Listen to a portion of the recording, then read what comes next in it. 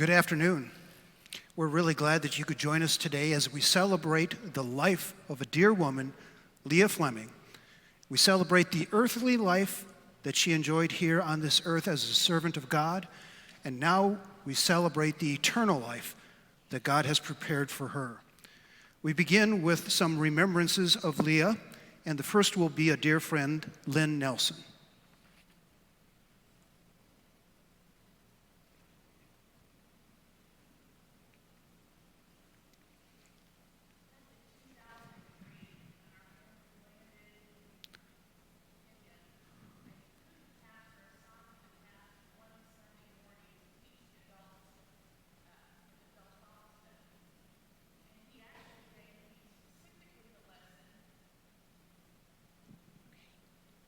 So back in 2003, when our family landed in Kenya, a Kikuyu pastor assigned me the Sunday morning Sunday school class, the adult class.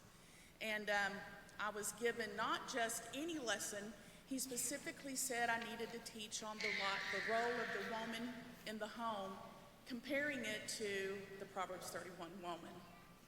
And since then, I have developed that lesson over and over, and it's a two-part series. The other woman of Proverbs versus the 31 woman. Last year when I taught that, in preparing for my Sunday school lesson on the 31 woman, over and over throughout the night I would lean over to my husband and say, this verse, these verses, this is Leah. And he would say, while we agree, she would say, no, that's not me. So we're going to read Proverbs 31 starting in verse 10. And let's just see how much we can remember this as Leah. Who can find a virtuous and capable wife? She is more precious than rubies.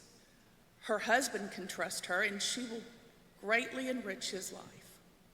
She brings him good and not harm all the days of her life. She finds wool and flax and busily spins it. She is like a merchant ship bringing her food from afar.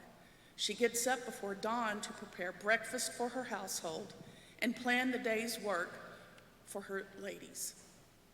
So Leah. She goes to inspect a field and buys it, and with her earnings she plants a vineyard. She is energetic and strong and a hard worker. She makes sure that her dealings are profitable and her lamp burns late into the night. Her hands are busy spinning thread and her fingers twisting fiber. I think of her jewelry and the things that she taught the women. She extends a helping hand to the poor and the needy, and she opens her arms to them. And she has no fear for the winter, for her household, and everyone is warm with clothes. She makes her own bedspreads, and she dresses in fine linen and purple gowns. Her husband is well known at the city gates and where he sits with other civic leaders. She makes belted linen garments and sashes to sell to the merchants. She is clothed with strength and dignity, and she laughs without fear of the future. When she speaks, her words are wise, and she gives instruction with kindness. She carefully watches over everything in her household and never suffers from being lazy. Her children stand and bless her. Her husband praises her. There are many virtuous, capable women in the world, but you surpass them all. Charm is deceitful, it's deceptive, and beauty does not last. Here's the part that just resounds of Leah. A woman who fears the Lord will be greatly praised. Reward her for all she has done, and let her deeds publicly declare her praise.